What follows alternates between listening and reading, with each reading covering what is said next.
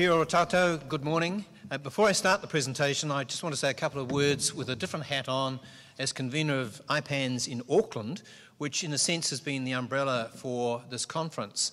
We're delighted with the scale of the turnout and with the support of the two sponsors, the Waikato Regional Council and Tompkins Wake, who clearly have a very strong interest in local government and what might happen. Their support has helped make this happen.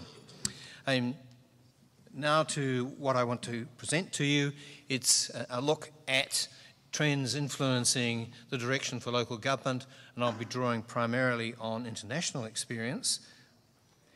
My purpose is really to present insights from working with colleagues in a number of different jurisdictions, Australia, the UK, particularly England, Canada, particularly British Columbia, some of the expertise out of the US, and some European expertise as well. There's a number of different perspectives and you get a much broader understanding of the role and purpose of local government, looking around the world and learning how other people see local governance. And I'm hoping to demonstrate in this presentation both how much we can actually learn from elsewhere, and secondly, how pivotal the role of local government should be in the governance of our communities. So I'm really saying that part of what we're going to talk about today is elevating the role and importance of local government.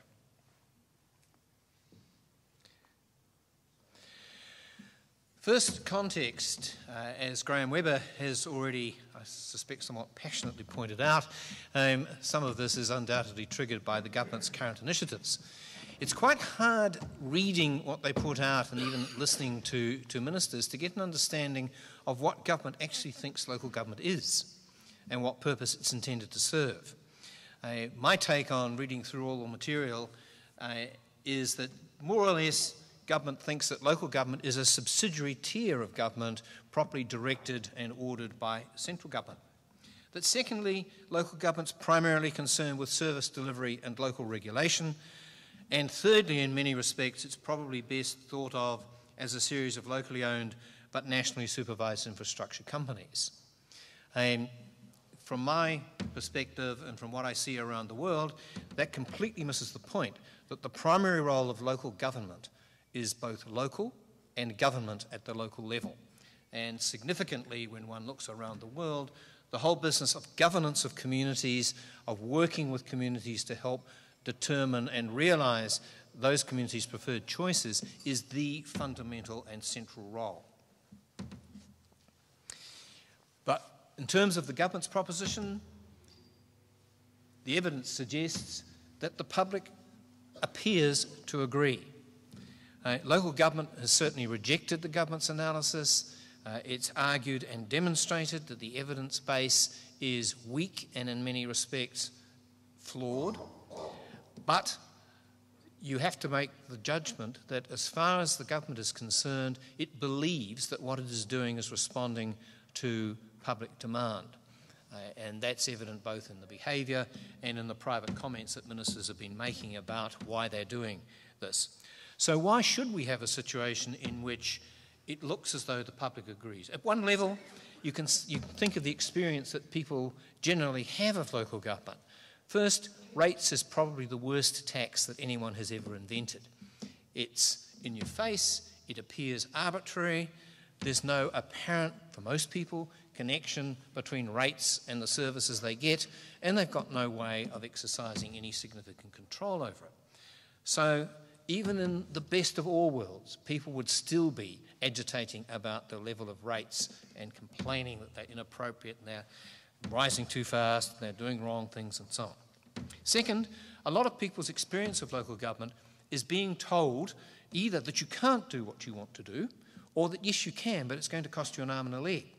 And that's a lot of the experience that people have through regulatory processes, the RMA, Building Act processes and so on. Dog control is another. And they seldom understand that they're actually having inflicted on them a process largely designed and imposed by government. They blame the counter that they're in front of. Some more likely explanations in terms of public agreement. Part of it is simply lack of knowledge and understanding. And that's a New Zealand characteristic. We underinvest in research to help us understand That's at central government level. The Department of Internal Affairs is essentially admitted it doesn't do the research and doesn't have the evidence base to support change. The local government sector itself doesn't invest in significant research about role and function. It might do something about stormwater drains or pricing roading, but in terms of what's local government about and what should it be doing, there's a very significant gap. So it's hardly surprising that the public doesn't understand when local government is not itself getting to grips with what its future should be. A third point is that we don't learn significantly from others. The international experience that I'm hoping to work through quickly is foreign to most people in local government in New Zealand. We lack significant think tank activity. And in my view, that's critically important. The experience internationally is that where you've got well-funded private think tanks, or for that matter, good, well-established university institutes attached to local government, you get a better public understanding, and you typically, and this is critical, especially on the think tank side, you'll have commercial and business involvement, so that the business understanding of local government in other jurisdictions is typically much higher than it is in New Zealand, where sadly most of our major business organisations appear to know little or nothing about the real nature of local government. Their focus is much more a narrow one in terms of regulatory impact, cost of transactions, very little understanding of the role of community governance. You hop across the Tasman, you get quite a different approach. So another important gap. And a final one, I think, which is also a factor, local governments, councils themselves in New Zealand, are relatively closed organisations. It's very hard for external parties to influence councils seriously in terms of how they see their role and how they operate. That's not unique to New Zealand. It's a function of the fact that councils are essentially monopoly providers of local government services. You don't like what the council's doing, you can't go down the road and buy local government services from someone else. So you don't get the natural pressure on councils to think about how are we really serving our customers, do we understand what they really want, and are we doing what we can to deliver that. And interestingly, what usually happens, and it's happening in New Zealand at the moment, unresponsive local government in that way leads people to say, well, we can't get them to listen, we'll go and talk to the minister.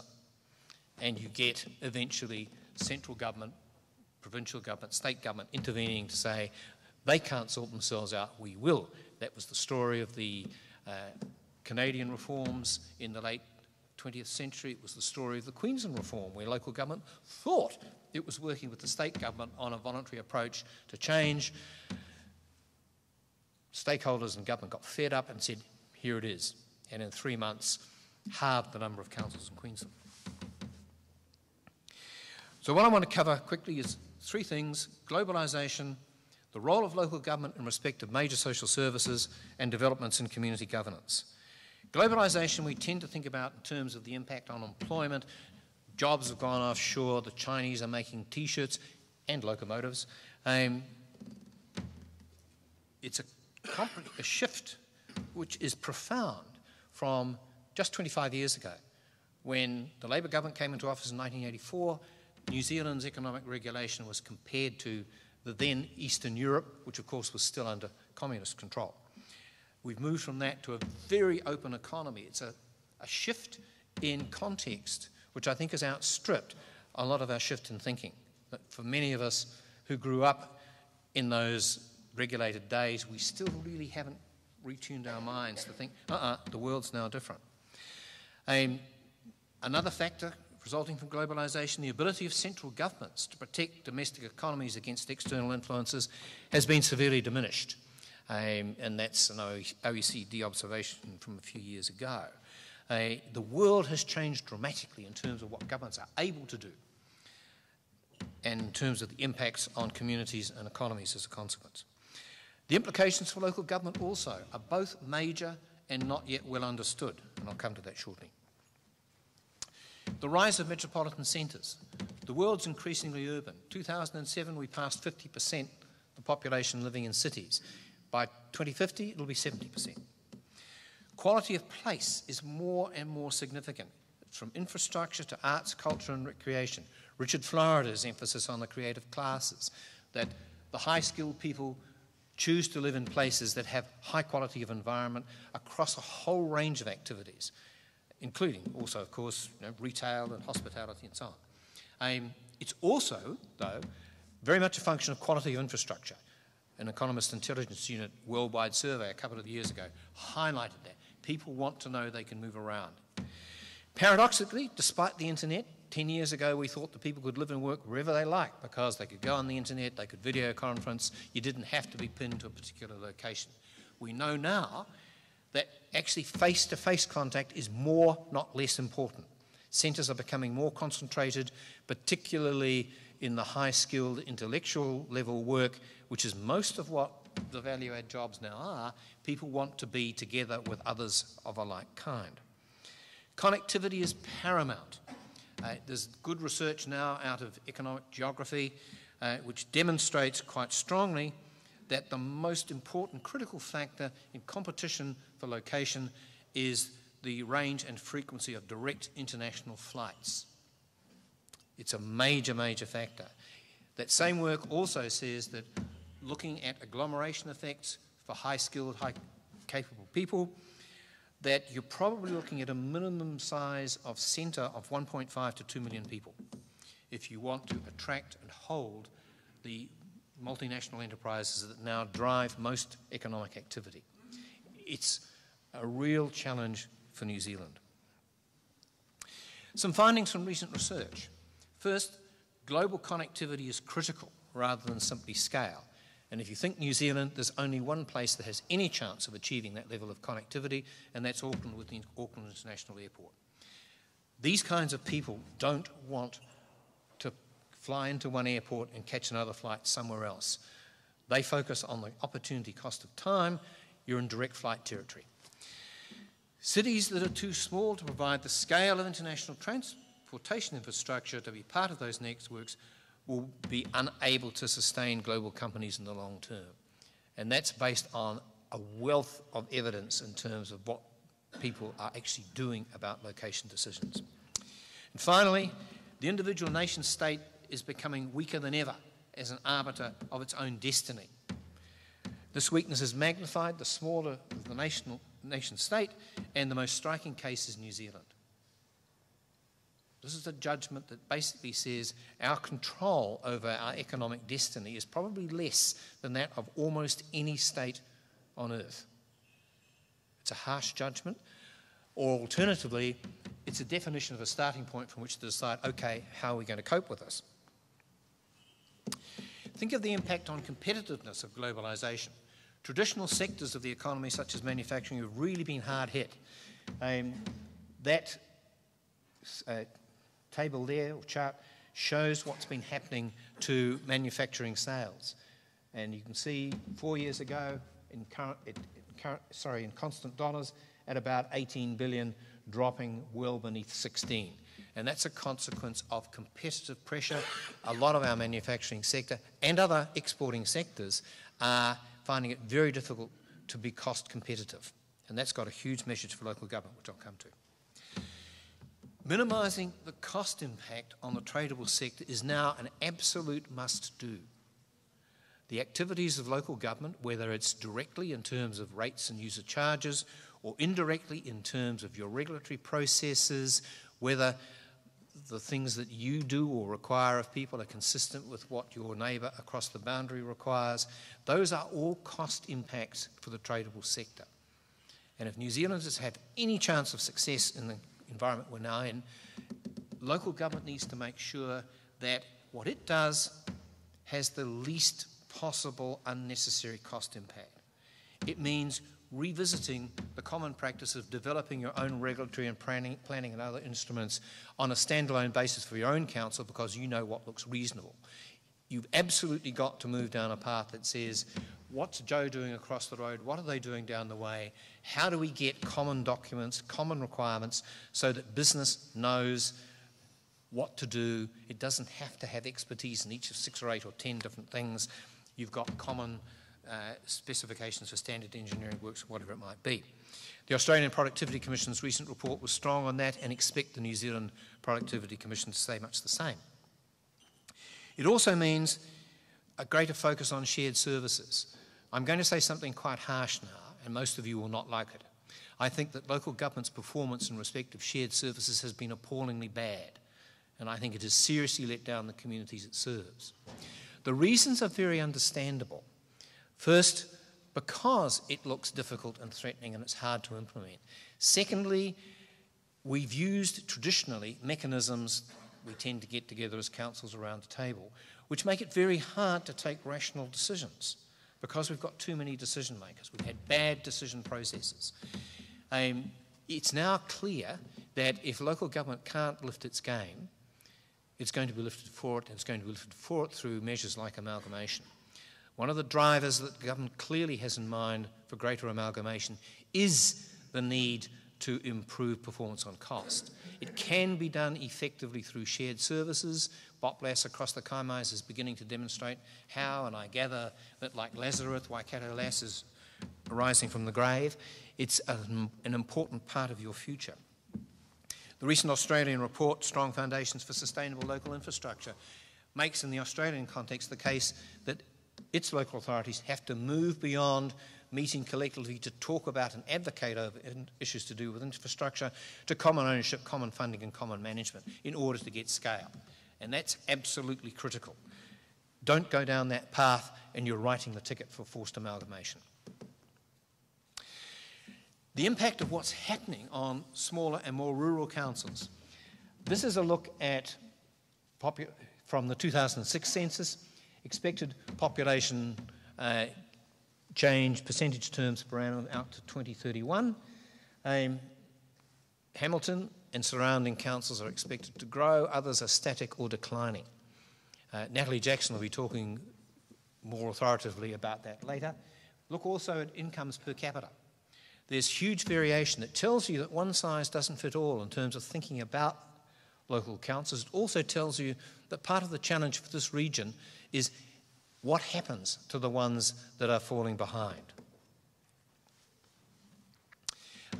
Moving on to local government's role in the delivery of major social services.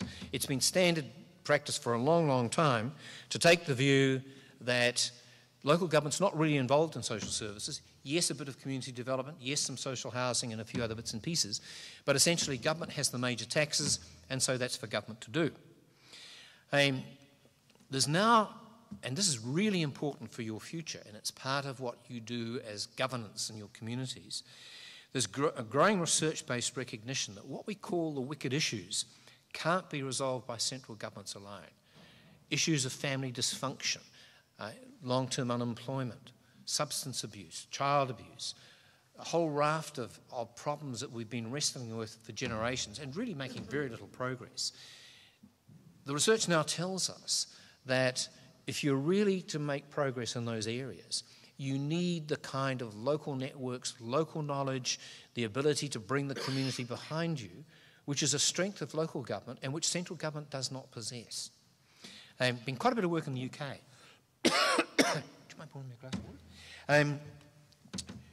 Which emphasises that, yes, this is a productive approach if you want to get better outcomes. Thanks.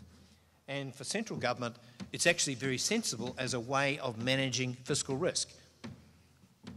So we need more of a partnership approach between the centre and the local, drawing on local knowledge and networks, and with the ability to encourage community input. What's actually happening? In England, they've moved from local strategic partnerships of 8-10 years ago to total place under the last years of the Labour government to big society and open public services. And that's a move along a continuum that says to deal with the stuff that really matters, people have got themselves to be involved, whether it's local government or communities as such. In fact, in England, they look as though they're going to leap past local government directly to try and empower communities. There's solid evidence that this stuff actually works. Google something called Manifesto for Londoners, which was put out by the Greater London Authority 2 or 3 years ago, based on some work done by PricewaterhouseCoopers, looking very closely at potential savings from getting local government more closely involved in the delivery of major social services. And the arguments were compelling. More recent work is, pilot projects is looking at savings in the order of 7 to 10%, which is significant when you're a government struggling, as ours is, with a deficit. Canada and Australia are experimenting with what's called co-design. Government agencies working with local government, working with communities in terms of how do we best design the services that these communities need, how do we deliver them effectively? And that's thrown up some really interesting stuff about how important community knowledge, community understanding, and the role of local government as the broker between communities and government agencies actually is. A sense that that's a critical strength that we need to draw on. New Zealand, this is fascinating stuff. We've had better local government, which essentially tells you to get back to core services and then gets confused about whether it's Rodney Hyde's mother's libraries or, yes, it's okay for Auckland to have V8s or whatever it might be. The Better Public Services Advisory Board put out a report in November looking at how to really improve collaboration amongst government agencies. And their standout case study in terms of the kind of things that could work was delivery of social services in smaller communities, multi-agency collaboration, with a local governance board chaired by guess who? The Mayor. A real recognition in that strand of government work that local government has a unique role to play. And Dale Williams, who I think is here today, will tell you that working in smaller communities with the mayors driving initiatives around unemployment is really a great way to go. So part of your future is this issue of how do you work effectively with your communities to ensure that the way that government services are designed and delivered to them actually works. And only you have the ability to do that to the level and in the way it needs to be done. Developments in community governance. We've seen major changes over the past 25 years in the way councils engage with their communities. In New Zealand, it's been dominated by the special consultative procedure. And if you think back to when that was first introduced, at the time, I think most of us thought this was a great idea. We now know, and there's some substantial research evidence, mostly from offshore, but the same kind of process, that broadly, the special consultative procedure is failing to deliver. And there are some quite good reasons for it. First and foremost, remember, it's based on how to manage the argument between Wellington International Airport and Air New Zealand. And that's not the standard situation of a ratepayer wanting to have a discussion with the council. And few ratepayers have the resources equivalent to Air New Zealand to come and engage with the council. Completely different environment. Second, it's not about dialogue. It's about resident, ratepayer, you tell us what you think on this issue, and all the others are going to do the same. And then we'll collect all of those different views, and as the council, we'll make a decision. Guarantee, when you make the decision, the people who submitted in favour of what you're doing think you're great, and the rest think you've taken no notice of them. It's a great way of dividing communities and a great way of undermining the confidence of a lot of the community in their council. A number of councils now, particularly offshore, recognising that if you actually want to build confidence with your communities and get their understanding of what they think you should do, it's about dialogue. As a number of critics of the consultative procedure say, the relationship is not about us commenting on the council's answer to the council's question. It's about the discussion on what the question should be. We've also, though, apart from that issue, we see a lot of evidence now that people actually want to engage in quite different ways. Local government is still preoccupied with the decline in voter participation, whether it's New Zealand, Australia, the UK.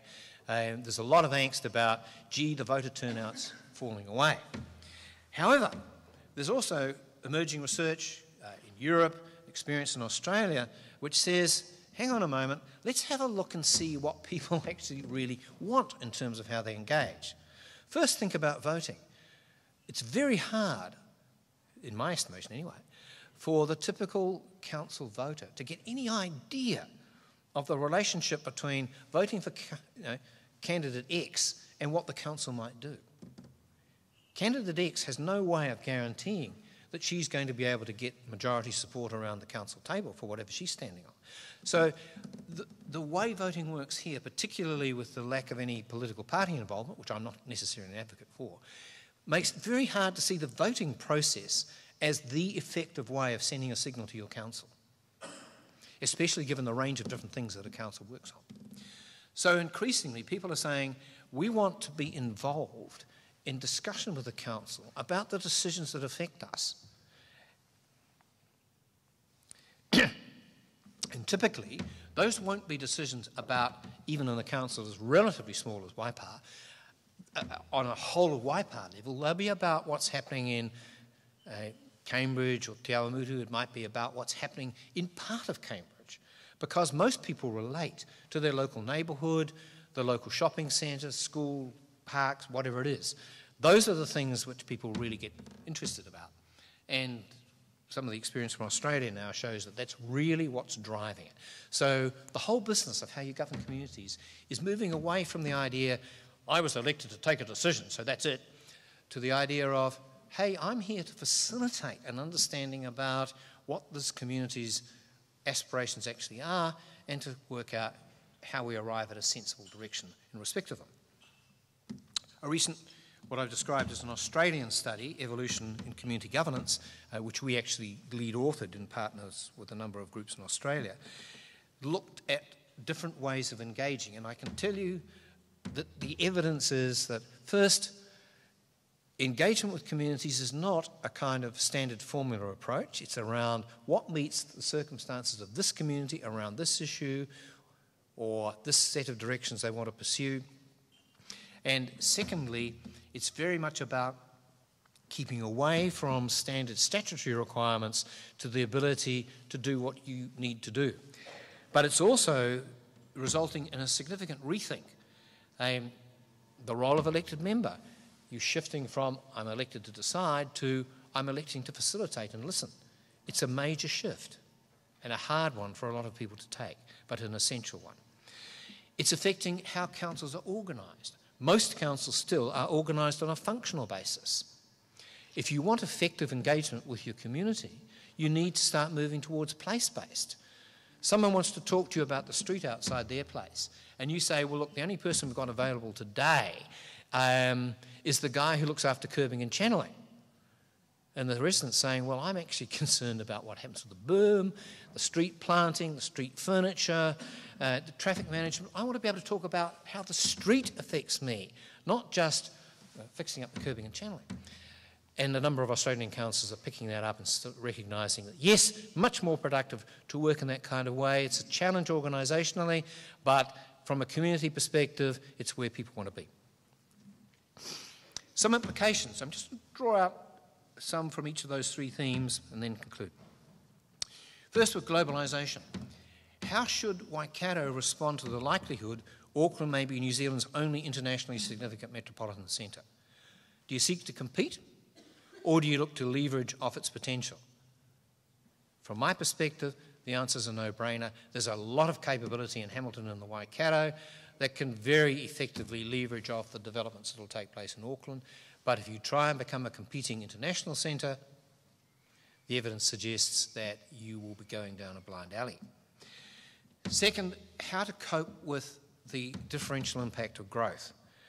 Do you cut loose the peripheral councils, the South Waikatos and Waitimos, and say, sorry guys, you're on your own?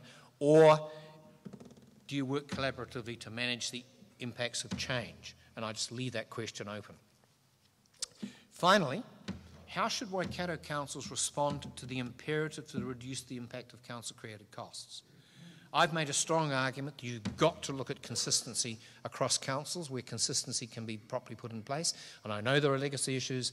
And I've also said you've got to get into the shared services space, and the cost, if you don't, is bound to be some form of forced change. But it's your decision. Major social services. I don't think central government yet understands the pivotal role local government can play. The response to the Auckland Spatial Plan was an absolute classic. Now, why is the Auckland Council concerned about NCEA? Come on, guys. There's a ton of evidence that says performance at school's not just the teacher, it's the quality of the community the kids are actually living in. And that's delivered by councils. But I don't think, as I say, the central government's not on that message yet. The Better Public Services Initiative, though, is starting to get there. So what do? Do we wait for central government to catch up? Or as a sector, do we start being proactive? Do we build up our knowledge of what's happening elsewhere, understand developments in the UK and Australia and elsewhere? Do we work with communities and other stakeholders to prepare the ground? Again, from my perspective, the answer is a no-brainer, but it's your call. Finally, developments in community governance. Place really matters. More and more, that's where your citizens want to be, and they want to share in the decisions. It's a new way of working. It's about dialogue rather than consultation. The difference is critical, as I hope I've demonstrated. It's about place shaping rather than working in functional silos. But it's what your communities are looking for. It won't happen overnight, but even starting will change the way you're perceived. A lot of this, remember, is about rebuilding confidence in local government. You can get an NRB survey which tells you you're doing great, but you will still have people saying, councils are out of control, they're this, they're that and the other, you've got to change them. Why? Because they actually don't know what's going on. They don't feel involved. Sounds like hard work. I believe it's a prerequisite to rebuilding the community's trust. And I'll finish with a little anecdote on that. In New South Wales now, you know they've got rate capping. If you want an exception to rate capping, you've got to demonstrate to the Independent Pricing and Regulatory Tribunal you've got your community support. One Sydney local authority was able to go to IPART and say, our community will support a rates increase of 10%. How does that sound? Would your community do that? And they were able to say, not just for next year, but for each of 7 years in succession. In other words, a doubling of rates over a 7-year period. Why? Because the council had gone out and talked and listened, had run scenarios, had said to people, here are the options, here's what we're doing at the moment, here's what we could be doing, what do you want to choose? Very different approach from our standard long-term plan approach where we do most of it in-house and then we flop it on the table at the end of the process. This was about learning from the community what it was prepared to accept, indeed to ask for, and the demonstration was you work with your communities, you get their support, and you can go ahead and do the stuff you want to do. Fascinating. I'll finish there. Thank you.